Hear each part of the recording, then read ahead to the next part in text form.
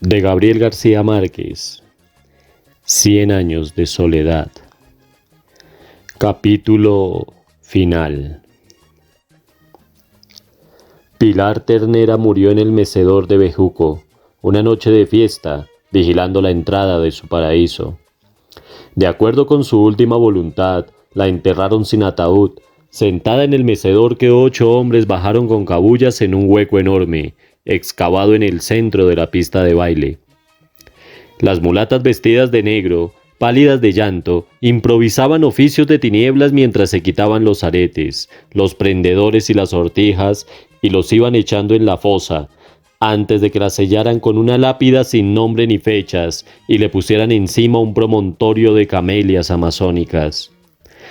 Después de envenenar a los animales, clausuraron puertas y ventanas con ladrillos y argamasa, y se dispersaron por el mundo con sus baúles de madera tapizados por dentro con estampas de santos, cromos de revistas y retratos de novios efímeros, remotos y fantásticos, que cargaban diamantes o se comían a los caníbales o eran coronados reyes de barajas en alta mar.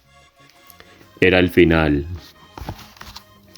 En la tumba de Pilar Ternera, entre salmos y avalorios de putas, se pudrían los escombros del pasado, los pocos que quedaban después de que el sabio catalán remató la librería y regresó a la aldea mediterránea donde había nacido, derrotado por la nostalgia de una primavera tenaz. Nadie hubiera podido presentir su decisión. Había llegado a Macondo en el esplendor de la compañía bananera, huyendo de una de tantas guerras, y no se le había ocurrido nada más práctico que instalar aquella librería de incunables y ediciones originales en varios idiomas, que los clientes casuales hojeaban con recelo, como si fueran libros de muladar, mientras esperaban el turno para que les interpretaran los sueños en la casa de enfrente. Estuvo media vida en la calurosa trastienda, garrapateando su escritura preciosista, en tinta violeta y en hojas que arrancaba de cuadernos escolares, sin que nadie supiera ciencia cierta qué era lo que escribía. Cuando Aureliano lo conoció, tenía 2 cajones llenos de aquellas páginas abigarradas que de algún modo hacían pensar en los pergaminos de Melquiades. Y desde entonces, hasta cuando se fue, había llenado un tercero. Así que era razonable pensar que no había hecho nada más durante su permanencia en Macondo. Las únicas personas con quien se relacionó fueron los 4 amigos, a quienes les cambió por libros los trompos y las cometas y los puso a leer a Séneca y a Ovidio, cuando todavía estaban en la escuela primaria.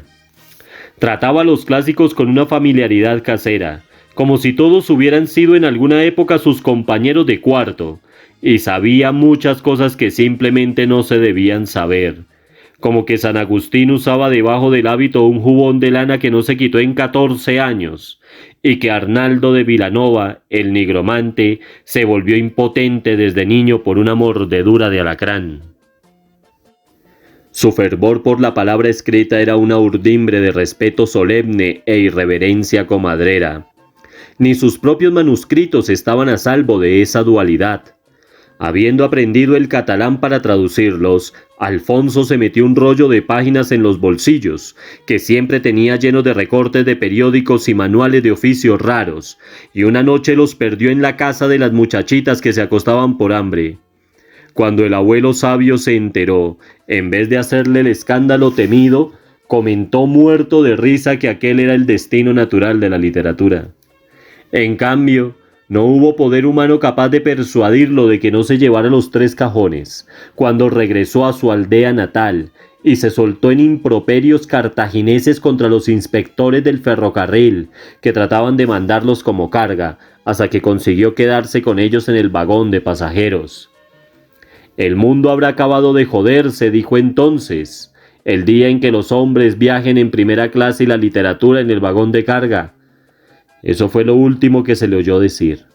Había pasado una semana negra con los preparativos finales del viaje, porque a medida que se aproximaba la hora se le iba descomponiendo el humor y se le traspapelaban las intenciones, y las cosas que ponía en un lugar aparecían en otro, asediado por los mismos duendes que atormentaban a Fernanda. Colons, maldecía. Me cago en el canon 27 del Sínodo de Londres. Germán y Aureliano se hicieron cargo de él. Lo auxiliaron como a un niño. Le prendieron los pasajes y los documentos migratorios en los bolsillos con alfileres de nodriza. Le hicieron una lista pormenorizada de lo que debía hacer desde que saliera de Macondo hasta que desembarcara en Barcelona. Pero de todos modos, echó a la basura sin darse cuenta un pantalón con la mitad de su dinero. La víspera del viaje, después de clavetear los cajones y meter la ropa en la misma maleta con la que había llegado, frunció sus párpados de almejas, señaló con una especie de bendición procaz los montones de libros con los que había sobrellevado el exilio y dijo a sus amigos: «Ahí les dejo esa mierda». 3 meses después se recibieron en un sobre grande 29 cartas y más de 50 retratos que se le habían acumulado en los ocios de altamar. Aunque no ponía fechas, era evidente el orden en que había escrito las cartas. En las primeras contaba con su humor habitual las peripecias de la travesía, las ganas que le dieron de echar por la borda al sobrecargo que no le permitió meter los 3 cajones en el camarote, la imbecilidad lúcida de una señora que se aterraba con el número 13, no por superstición, sino porque le parecía un número que se había quedado sin terminar, y la apuesta que se ganó en la primera cena porque reconoció en el agua de a bordo el sabor a remolachas nocturnas de los manantiales de Lérida. Con el transcurso de los días, sin embargo, la realidad de a bordo le importaba cada vez menos, y hasta los acontecimientos más recientes y triviales le parecían dignos de añoranza, porque a medida que el barco se alejaba, la memoria se le iba volviendo triste. Aquel proceso de nostalgización progresiva era también evidente en los retratos. En los primeros parecía feliz, con su camisa de inválido y su mechón nevado, en el cabrillante octubre del Caribe. En los últimos se le veía con un abrigo oscuro y una bufanda de seda, pálido de sí mismo y taciturnado por la ausencia, en la cubierta de un barco de pesadumbre que empezaba a sonambular por los océanos otoñales. Germán y Aureliano le contestaban las cartas. Escribió tantas en los primeros meses que se sentía entonces más cerca de él que cuando estaba en Macondo, y casi se aliviaban de la rabia de que se hubiera ido. Al principio mandaba decir que todo seguía igual, que en la casa donde nació estaba todavía el caracol rosado, que los arenques secos tenían el mismo sabor en la yesca de pan, que las cascadas de la aldea continuaban perfumándose al atardecer. Eran otra vez las hojas de cuadernos resurcidas con garrapatitas moradas, en las cuales dedicaba un párrafo especial a cada uno. Sin embargo, y aunque él mismo no parecía advertirlo, aquellas cartas de recuperación y estímulo se iban transformando poco a poco en pastorales de desengaño. En las noches de invierno, mientras servía la sopa en la chimenea, añoraba el calor de su trastienda, el zumbido del sol en los almendros polvorientos, el pito del tren en el sopor de la siesta, lo mismo que añoraba en Macondo la sopa de invierno en la chimenea, los pregones del vendedor de café y las alondras fugaces de la primavera. Aturdido por 2 nostalgias enfrentadas como 2 espejos, perdió su maravilloso sentido de la irrealidad, hasta que terminó por recomendarles a todos que se fueran de Macondo, que olvidaran cuanto él les había enseñado del mundo y del corazón humano, que se cagaran en Horacio y que en cualquier lugar en que estuvieran recordaran siempre que el pasado era mentira, que la memoria no tenía caminos de regreso, que toda primavera antigua era irrecuperable y que el amor más desatinado y tenaz era de todos modos una verdad efímera. Álvaro fue el primero que atendió el consejo de abandonar a Macondo. Lo vendió todo, hasta el tigre cautivo que se burlaba de los transeúntes en el patio de su casa, y compró un pasaje eterno en un tren que nunca acababa de viajar. En las tarjetas postales que mandaba desde las estaciones intermedias, describía a gritos las imágenes instantáneas que había visto por la ventanilla del vagón, y era como ir haciendo trizas y tirando al olvido el largo poema de la fugacidad. los negros quiméricos en los algodoneros, en los algodonales de la Luisiana, los caballos alados en la hierba azul de Kentucky, los amantes griegos en el crepúsculo infernal de Arizona, la muchacha de suéter rojo que pintaba acuarelas en los lagos de Michigan y que le hizo con los pinceles un adiós que no era de despedida sino de esperanza, porque ignoraba que estaba viendo pasar un tren sin regreso. Luego se fueron Alfonso y Germán, un sábado con la idea de regresar el lunes, y nunca se volvió a saber de ellos. Un año después de la partida del sabio catalán, el único que quedaba en Macondo era Gabriel, todavía al garete, a merced de la azarosa caridad de nigromanta, y contestando los cuestionarios del concurso de una revista francesa, cuyo premio mayor era un viaje a París. Aureliano, que era quien recibía la suscripción, lo ayudaba a llenar los formularios, a veces en su casa, y casi siempre entre los pomos de loza y el aire de valeriana de la única botica que quedaba en Macondo, donde vivía Mercedes, la sigilosa novia de Gabriel. Era lo último que iba quedando de un pasado cuyo aniquilamiento no se consumaba, porque seguía aniquilándose indefinidamente, consumiéndose dentro de sí mismo, acabándose a cada minuto pero sin acabar de acabarse jamás. El pueblo había llegado a tales extremos de inactividad que cuando Gabriel ganó el concurso y se fue a París con 2 mudas de ropa, un par de zapatos y las obras completas de Rabelais, tuvo que hacer señas al maquinista para que el tren se detuviera a recogerlo. La antigua calle de los turcos era entonces un rincón de abandono, donde los últimos árabes se dejaban llevar hacia la muerte por la costumbre milenaria de sentarse en la puerta, aunque hacía muchos años que habían vendido la última yarda de diagonal, y en las vitrinas sombrías solamente quedaban los maniquíes decapitados. La ciudad de la compañía bananera que tal vez Patricia Brown trataba de evocar para sus nietos en las noches de intolerancia y pepinos en vinagre de Prattville, Alabama, era una llanura de hierba silvestre. El cura anciano que había sustituido al padre Ángel y cuyo nombre nadie se tomó el trabajo de averiguar, esperaba la piedra de Dios tendido a la Bartola en una hamaca, atormentado por la artritis y el insomnio de la duda, mientras los lagartos y las ratas se disputaban la herencia del templo vecino. En aquel Macondo olvidado hasta por los pájaros, donde el polvo y el calor se habían hecho tan tenaces que costaba trabajo respirar, recluidos por la soledad y el amor, y por la soledad del amor en una casa donde era casi imposible dormir por el estruendo de las hormigas coloradas, Aureliano y Amaranta Úrsula eran los únicos seres felices y los más felices sobre la tierra. Gastón había vuelto a Bruselas. Cansado de esperar el aeroplano, un día metió en una maletita las cosas indispensables y su archivo de correspondencia y se fue con el propósito de regresar por el aire antes de que sus privilegios fueran cedidos a un grupo de aviadores alemanes que habían presentado a las autoridades provinciales un proyecto más ambicioso que el suyo. Desde la tarde del primer amor, Aureliano y Amaranta Úrsula habían seguido aprovechando los escasos descuidos del esposo, amándose con ardores amordazados en encuentros azarosos y casi siempre interrumpidos por regresos imprevistos. Pero cuando se vieron solos en la casa, sucumbieron en el delirio de los amores atrasados. Era una pasión insensata, desquiciante, que hacía temblar de pavor en su tumba los huesos de Fernanda y los mantenía en un estado de exaltación perpetua. Los chillidos de Amaranta Úrsula, sus canciones agónicas, estallaban lo mismo a las 2 de la tarde en la mesa del comedor que a las 2 de la madrugada en el granero. Lo que más me duele, reía, es tanto tiempo que perdimos.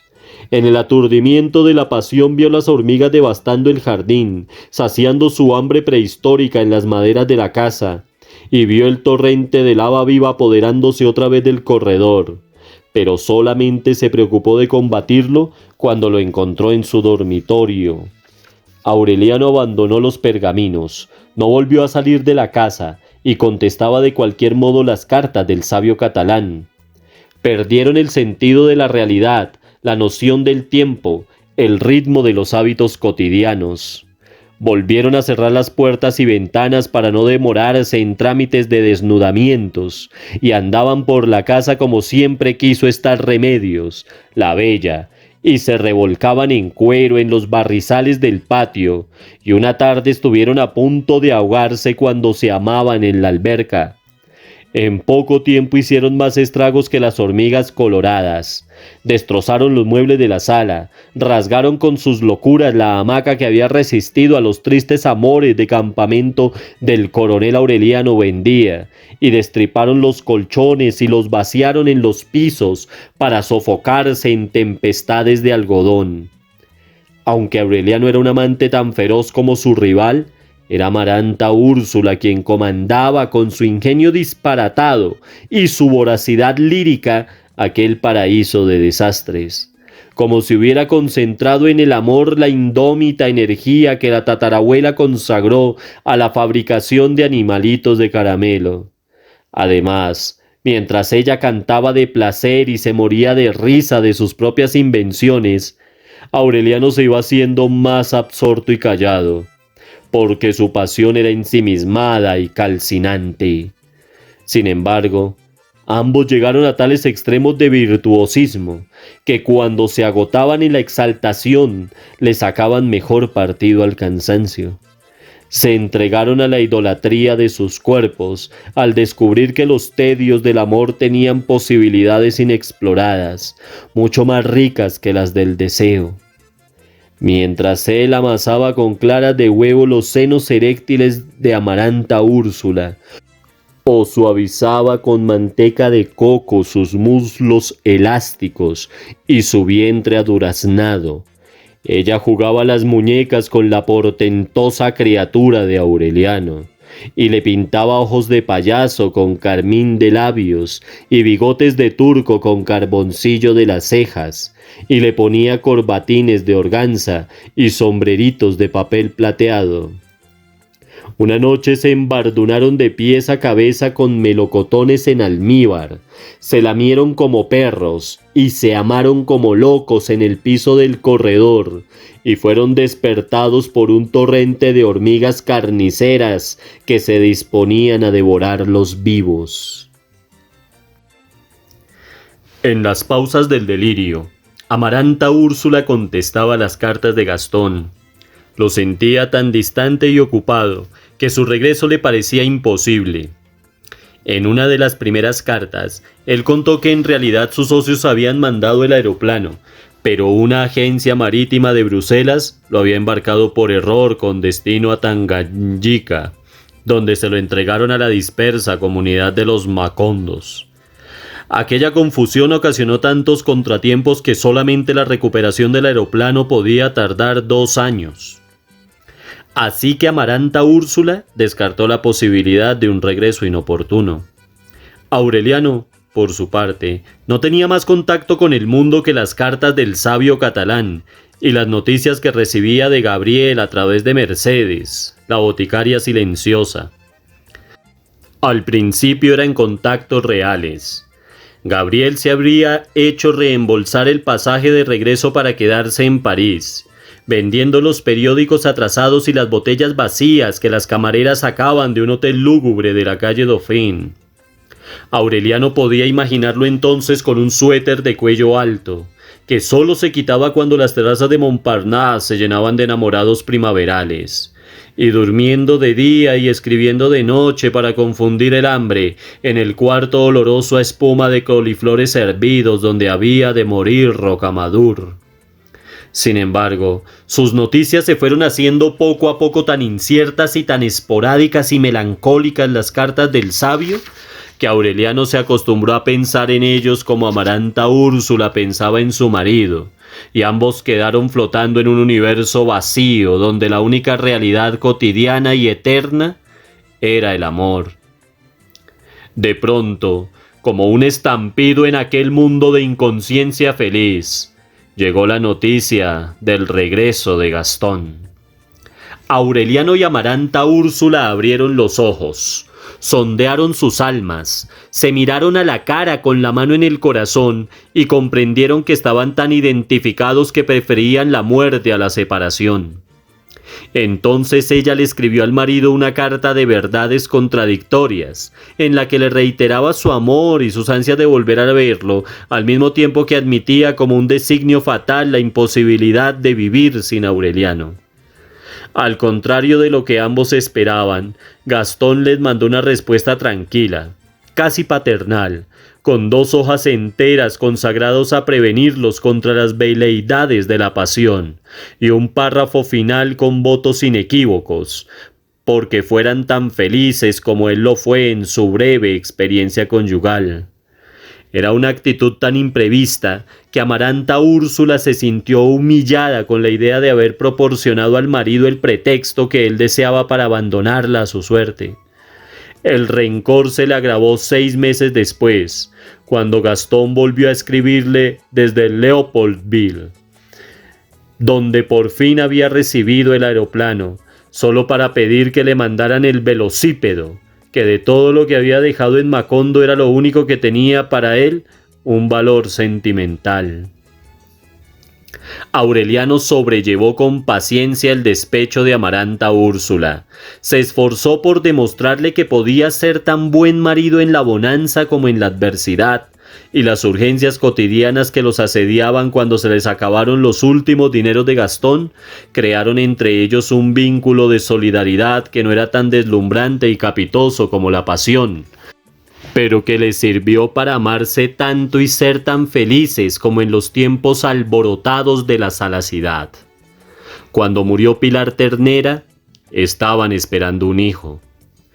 En el sopor del embarazo, Amaranta Úrsula trató de establecer una industria de collares de vértebras de pescados, pero a excepción de Mercedes, que le compró una docena, no encontró a quien vendérselos. Aureliano tuvo conciencia por primera vez de que su don de lenguas, su sabiduría enciclopédica, su rara facultad de recordar sin conocerlos los pormenores de hechos y lugares remotos, eran tan inútiles como el cofre de pedrería legítima de su mujer, que entonces debía valer tanto como todo el dinero de que hubieran podido disponer juntos los últimos habitantes de Macondo. Sobrevivían de milagro. Aunque Amaranta Úrsula no perdía el buen humor ni su ingenio para las travesuras eróticas, adquirió la costumbre de sentarse en el corredor después del almuerzo, en una especie de siesta insomne y pensativa. Aureliano la acompañaba. A veces permanecían en silencio hasta el anochecer, el uno frente a la otra, mirándose a los ojos, amándose en el sosiego con tanto amor como antes se amaron en el escándalo. La incertidumbre del futuro les hizo volver el corazón hacia el pasado. Se vieron a sí mismos en el paraíso perdido del diluvio, chapaleando en los pantanos del patio, matando lagartijas para colgárselas a Úrsula, jugando a enterrarla viva, y aquellas evocaciones les revelaron la verdad de que habían sido felices juntos desde que tenían memoria. Profundizando en el pasado, Amaranta Úrsula recordó la tarde en que entró al taller de platería y su madre le contó que el pequeño Aureliano no era hijo de nadie porque había sido encontrado flotando en una canastilla. Aunque la versión les pareció inverosímil, carecían de información para sustituirla por la verdadera. De lo único que estaban seguros, después de examinar todas las posibilidades, era de que Fernanda no fue la madre de Aureliano. Amaranta Úrsula se inclinó a creer que era hijo de Petra Cotes, de quien solo recordaba fábulas de infamia, y aquella suposición les produjo en el alma una torcedura de horror. Atormentado por la certidumbre de que era hermano de su mujer, Aureliano se dio una escapada a la casa cural para buscar en los archivos resumantes y apolillados alguna pista cierta de su filiación. La partida de bautismo más antigua que encontró fue la de Amaranta Buendía, bautizada en la adolescencia por el padre Nicanor Reina, por la época en que éste andaba tratando de probar la existencia de Dios mediante artificios de chocolate. Llegó a ilusionarse con la posibilidad de ser uno de los 17 aurelianos, cuyas partidas de nacimiento rastreó a través de 4 tomos, pero las fechas de bautismo eran demasiado remotas para su edad. Viéndolo extraviado en laberintos de sangre, trémulo de incertidumbre, el párroco artrítico que lo observaba desde la hamaca le preguntó compasivamente cuál era su nombre. «Aureliano Buendía», dijo él. «Entonces no te mates buscando», exclamó el párroco con una convicción determinante. «Hace muchos años hubo aquí una calle que se llamaba así, y por esos entonces la gente tenía la costumbre de ponerles a los hijos los nombres de las calles». Aureliano tembló de rabia. «Ah», dijo, «entonces usted tampoco cree». «¿En qué?». «Que el coronel Aureliano Buendía hizo 32 guerras civiles y las perdió todas», contestó Aureliano. «Que el ejército acorraló y ametralló a 3.000 trabajadores y que se llevaron los cadáveres para echarlos al mar en un tren de 200 vagones». El párroco lo midió con una mirada de lástima. «Ay, hijo», suspiró, «a mí me bastaría con estar seguro de que tú y yo existimos en este momento». De modo que Aureliano y Amaranta Úrsula aceptaron la versión de la canastilla, no porque la creyeran, sino porque los ponía a salvo de sus terrores. A medida que avanzaba el embarazo, se iban convirtiendo en un ser único. Se integraban cada vez más en la soledad de una casa a la que solo le hacía falta un último soplo para derrumbarse.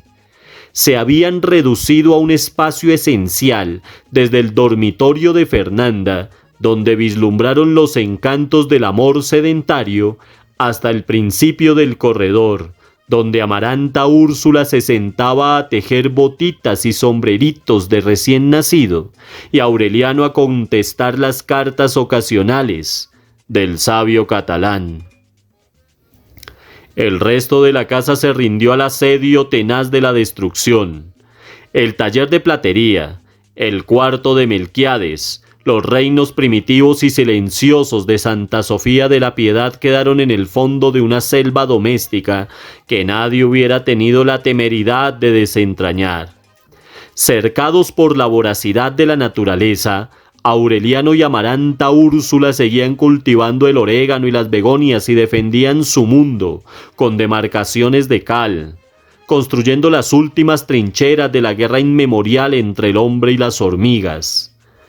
El cabello largo y descuidado, los moretones que le amanecían en la cara, la hinchazón de las piernas, la deformación del antiguo y amoroso cuerpo de comadreja le habían cambiado a Amaranta Úrsula la apariencia juvenil de cuando llegó a la casa con la jaula de canarios desafortunados y el esposo cautivo, pero no le alteraron la vivacidad del espíritu.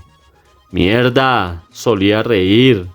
¿Quién hubiera pensado que de veras íbamos a terminar viviendo como antropófagos? El último hilo que los vinculaba con el mundo se rompió en el 6º mes del embarazo, cuando recibieron una carta que evidentemente no era del sabio catalán. Había sido franqueada en Barcelona, pero la cubierta estaba escrita con tinta azul convencional por una caligrafía administrativa y tenía el aspecto inocente e impersonal de los recados enemigos. Aureliano se la arrebató de las manos a Amaranta Úrsula cuando se disponía a abrirla. «Esta no», le dijo, «no quiero saber lo que dice». Tal como él lo presentía, el sabio catalán no volvió a escribir. La carta ajena, que nadie leyó, quedó a merced de las polillas en la repisa donde Fernanda olvidó alguna vez su anillo matrimonial. y allí siguió consumiéndose en el fuego interior de su mala noticia, mientras los amantes solitarios navegaban contra la corriente de aquellos tiempos de postrimerías, tiempos impenitentes y aciagos, que se desgastaban en el empeño inútil de hacerlos derivar hacia el desierto del desencanto y el olvido. Conscientes de aquella amenaza, Aureliano y Amaranta Úrsula pasaron los últimos meses tomados de la mano, terminando con amores de lealtad el hijo empezado con desafueros de fornicación. De noche, abrazados en la cama, no los amedrentaban las explosiones sublunares de las hormigas, ni el fragor de las polillas, ni el silbido constante y nítido del crecimiento de la maleza en los cuartos vecinos. Muchas veces fueron despertados por el tráfago de los muertos.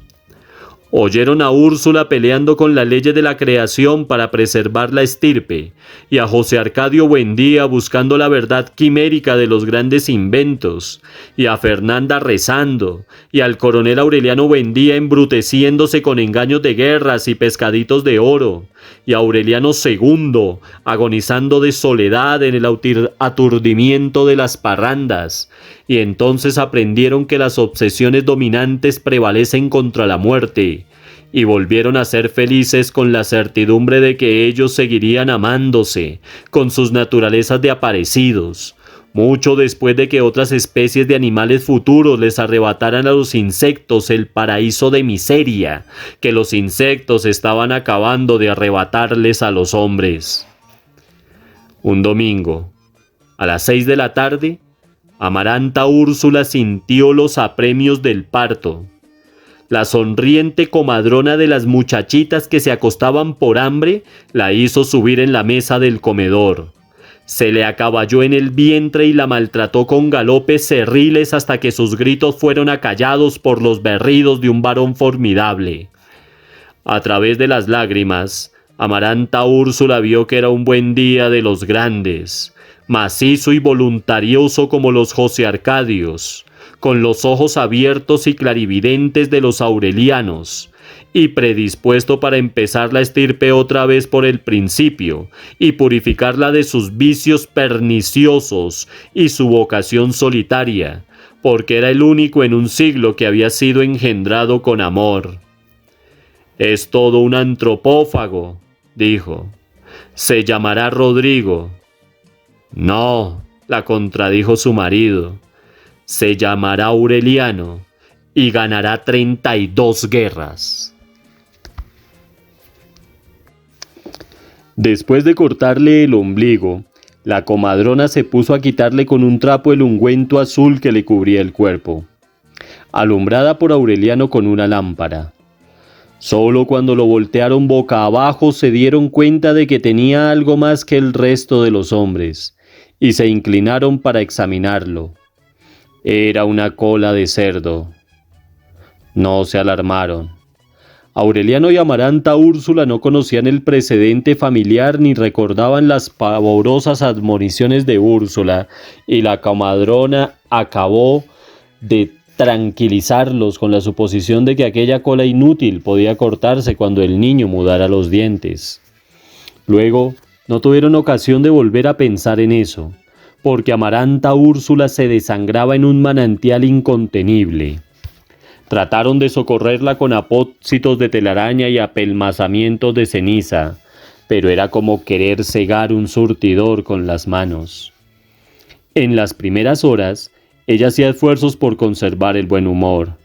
Le tomaba la mano al asustado Aureliano y le suplicaba que no se preocupara, que la gente como ella no estaba hecha para morirse contra la voluntad, y se reventaba de risa con los recursos truculentos de la comadrona. Pero a medida que Aureliano lo abandonaban las esperanzas, ella se iba haciendo menos visible, como si la estuviera borrando de la luz, hasta que se hundió en el sopor.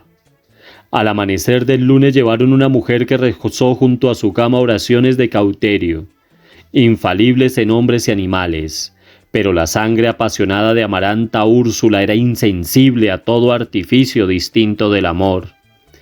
En la tarde, después de 24 horas de desesperación, Supieron que estaba muerta porque el caudal se agotó sin auxilios y se le afiló el perfil, y los verdugones de la cara se le desvanecieron en una aurora de alabastro, y volvió a sonreír.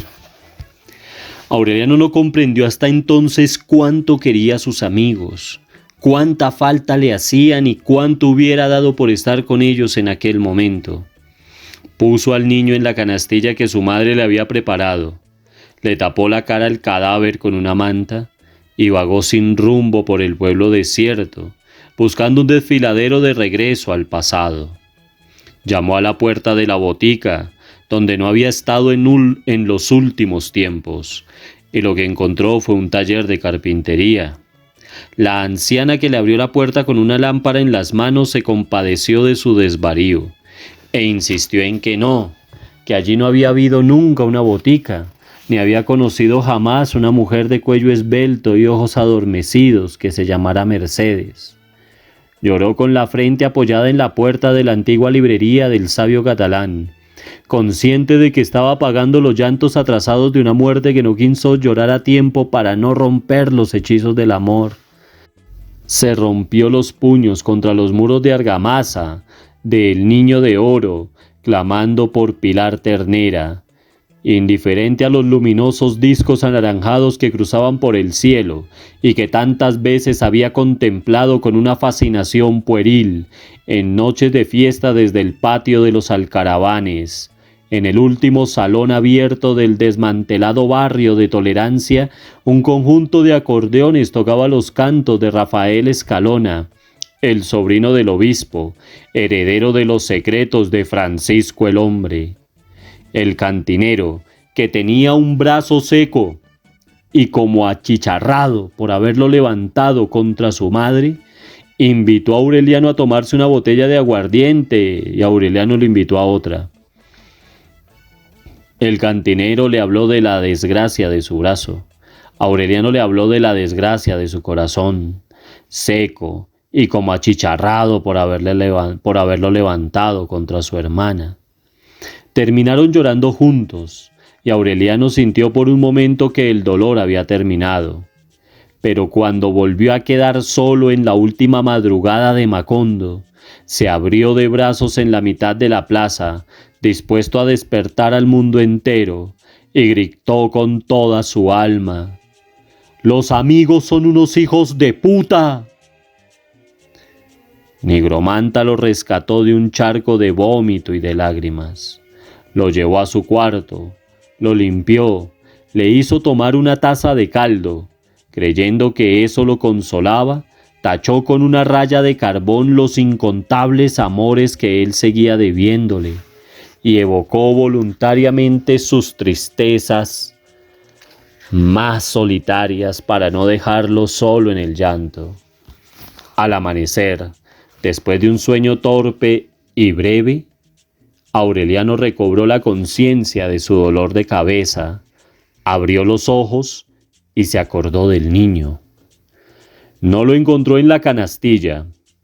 Al primer impacto experimentó una deflagración de alegría, creyendo que Amaranta Úrsula había despertado de la muerte para ocuparse del niño. Pero el cadáver era un promontorio de piedras bajo la manta. Consciente de que al llegar había encontrado abierta la puerta del dormitorio, Aureliano atravesó el corredor saturado por los suspiros matinales del orégano y se asomó al comedor, donde estaban todavía los escombros del parto, la olla grande, las sábanas ensangrentadas, los tiestos de ceniza y el retorcido ombligo del niño en un pañal abierto sobre la mesa, junto a las tijeras y el sedal. La idea de que la comadrona había vuelto por el niño en el curso de la noche le proporcionó una pausa de sosiego para pensar. Se derrumbó en el mecedor, el mismo en que se sentó Rebeca en los tiempos originales de la casa para dictar lecciones de bordado, y en el que Amaranta jugaba damas chinas con el coronel Gerineldo Márquez, y en el que Amaranta Úrsula cosía la ropita del niño, y en aquel relámpago de lucidez tuvo conciencia de que era incapaz de resistir sobre su alma el peso abrumador de tanto pasado. Herido por las lanzas mortales de las nostalgias propias y ajenas, admiró la impavidez de la telaraña en los rosales muertos, la perseverancia de la cizaña, la paciencia del aire en el radiante amanecer de febrero. Y entonces vio al niño. Era un pellejo hinchado y reseco, que todas las hormigas del mundo iban arrastrando trabajosamente hacia sus madrigueras por el sendero de piedras del jardín. Aureliano no pudo moverse, no porque lo hubiera paralizado el estupor, sino porque en aquel instante prodigioso se le revelaron las claves definitivas de Melquíades, y vio el epígrafe de los pergaminos perfectamente ordenado en el tiempo y el espacio de los hombres. El primero de la estirpe está amarrado en un árbol, y al último se lo están comiendo las hormigas. Aureliano no había sido más lúcido en ningún acto de su vida que cuando olvidó sus muertos y el dolor de sus muertos, y volvió a clavar las puertas y las ventanas con las crucetas de Fernanda, para no dejarse perturbar por ninguna tentación del mundo, porque entonces sabía que en los pergaminos de Melquíades estaba escrito su destino.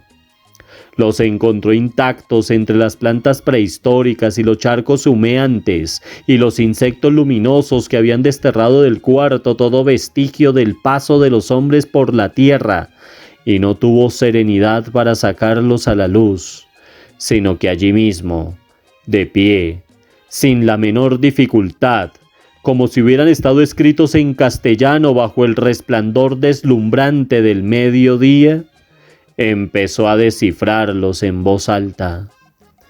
Era la historia de la familia, escrita por Melquíades, hasta en sus detalles más triviales, con 100 años de anticipación. La había redactado en sánscrito, que era su lengua materna, y había cifrado los versos pares con la clave privada del emperador Augusto, y los impares con claves militares lacedemonias. La protección final, que Aureliano empezaba a vislumbrar cuando se dejó confundir por el amor de Amaranta Úrsula, radicaba en que Melquíades no había ordenado los hechos en el tiempo convencional de los hombres, sino que concentró un siglo de episodios cotidianos, de modo que todos coexistieran en un instante. Fascinado por el hallazgo, Aureliano leyó en voz alta, sin saltos, las encíclicas cantadas que el propio Melquíades le hizo escuchar a Arcadio, y que eran en realidad las predicciones de su ejecución, y encontró anunciado el nacimiento de la mujer más bella del mundo, que estaba subiendo al cielo en cuerpo y alma, y conoció el origen de 2 gemelos póstumos que renunciaban a descifrar los pergaminos, no solo por incapacidad e inconstancia, sino porque sus tentativas eran prematuras. En este punto, impaciente por conocer su propio origen, Aureliano dio un salto. Entonces empezó el viento, tibio, incipiente, lleno de voces del pasado, de murmullos de geranios antiguos, de suspiros de desengaños anteriores a las nostalgias más tenaces. No lo advirtió porque en aquel momento estaba descubriendo los primeros indicios de su ser, en un abuelo concupiscente que se dejaba arrastrar por la frivolidad a través de un páramo alucinado, en busca de una mujer hermosa a quien no haría feliz. Aureliano lo reconoció, persiguió los caminos ocultos de su descendencia y encontró el instante de su propia concepción entre los alacranes y las mariposas amarillas de un baño crepuscular, donde un menestral saciaba su lujuria con una mujer que se le entregaba por rebeldía. Estaba tan absorto que no sintió tampoco la segunda arremetida del viento, cuya potencia ciclónica arrancó de los quicios las puertas y las ventanas, descuajó el techo de la galería oriental y desarraigó los cimientos. Solo entonces descubrió que Amaranta Úrsula no era su hermana, sino su tía, y que Francis Drake Había asaltado a Riohacha solamente para que ellos pudieran buscarse por los laberintos más intrincados de la sangre, hasta engendrar el animal mitológico que había de poner término a la estirpe. Macondo era ya un pavoroso remolino de polvo y escombros, centrifugado por la cólera del huracán bíblico, cuando Aureliano saltó 11 páginas para no perder el tiempo en hechos demasiado conocidos, y empezó a descifrar el instante que estaba viviendo, descifrándolo a medida que lo vivía, profetizándose a sí mismo en el acto de descifrar la última página de los pergaminos, como si se estuviera viendo en un espejo hablado. Entonces dio otro salto para anticiparse a las predicciones y averiguar la fecha y las circunstancias de su muerte. Sin embargo, antes de llegar al verso final, ya había comprendido que no saldría jamás de ese cuarto, pues estaba previsto que la ciudad de los espejos, o los espejismos, sería arrasada por el viento y desterrada de la memoria de los hombres en el instante en que Aureliano Babilonia acabara de descifrar los pergaminos, y que todo lo escrito en ellos era irrepetible desde siempre y para siempre, porque las estirpes, condenadas a 100 años de soledad, no tenían una segunda oportunidad sobre la tierra. Fin.